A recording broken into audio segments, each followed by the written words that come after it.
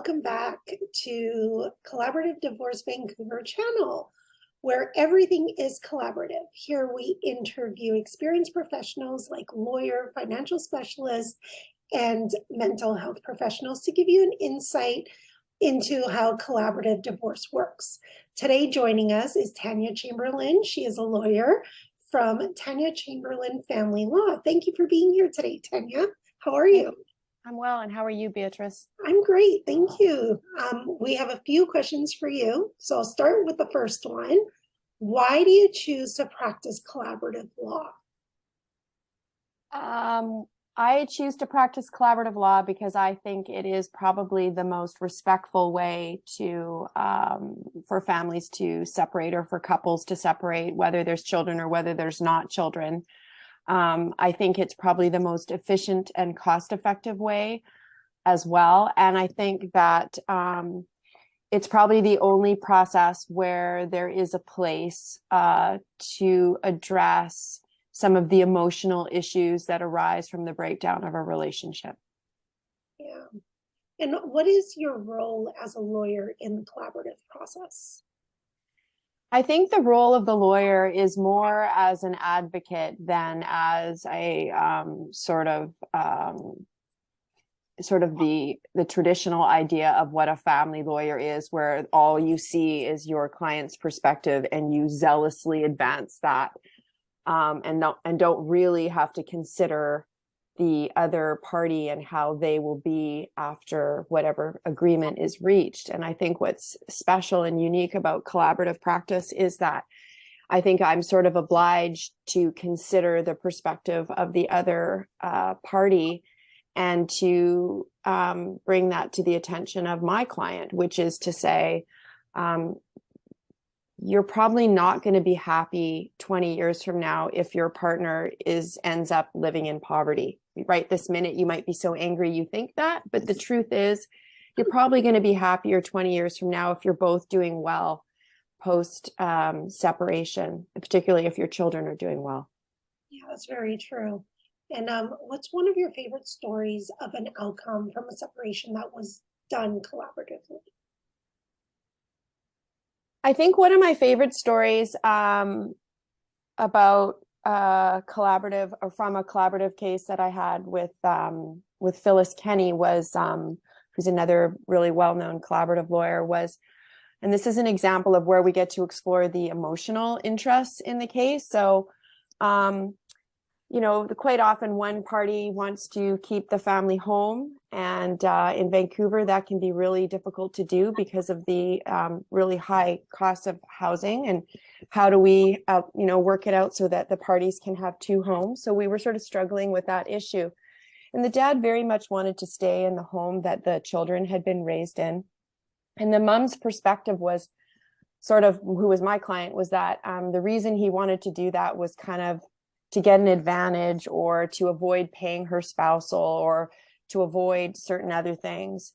And so we had a four-way meeting where we started to explore the interests about living and where everybody wanted to be. And we did a lot of what we get to do in collaborative, which is sort of like, imagining what you want your life to be like after we've done the agreement. And so Dad was able to share a story about how when he was a child, his parents were separated and his dad lived in a really crummy apartment. And so he and his brother always had their parenting time with his dad in this crummy apartment, and what a negative experience. And so for him, what we learned, the lawyers and his former partner, my client, was that keeping the house had absolutely nothing to do with getting an advantage over her or any of those things. It was really all about his lived experience as a child of moving between two homes, and one home being really nice and the other home being not so nice.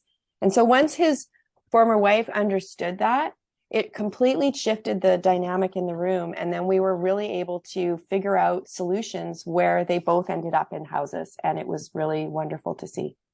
Well, that's great for the children too, isn't it?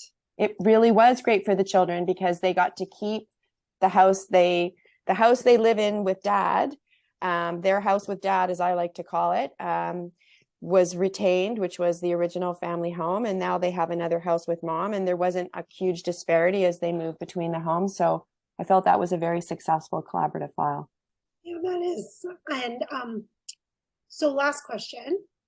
What advice would you give your best friend, a family member, before they embark on separation?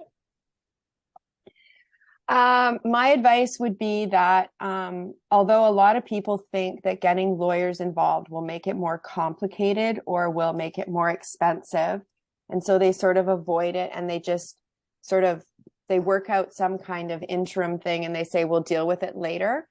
Frequently, those files are the most difficult to resolve because what happens in that period post-separation to the 1 or 2 years that they end up at a lawyer's is that there's just a lot of, it can be very messy to clean up. There can be a lot of hard feelings about what happens in the interim, a lot of misconceptions. And what I frequently think, if only they had come when they first separated and at least gotten some basic advice and also started to consider how to regularize their financial affairs and maybe start separating them a little, start considering paying support so that you're not sort of dealing with a lot of what are the sort of messy issues of retroactivity. And the other thing I find is since COVID, there's been a lot of these long separations where people sort of have separated but not made any arrangements. It also really can increase the conflict and make it harder to resolve things. So although it's hard to, and it may feel like you're increasing the conflict by phoning a lawyer, my advice would be to say to your partner, I'm not calling a lawyer to increase the conflict. I'm calling a lawyer so I can get some information, and I really want you to do that too. And what you can do is you can send your partner to the Collaborative Divorce Vancouver website, and that way they can look at the names and you're not pressuring them to see anyone. Exactly. And is there, before we head off, is there anything else you'd like to tell us about your experience? I really enjoy doing collaborative files. I only wish that I had more. I'm not sure if what the reason is. My worry is that a lot of people don't seem to understand what a great process this is. I think sometimes collaborative gets a bad rap.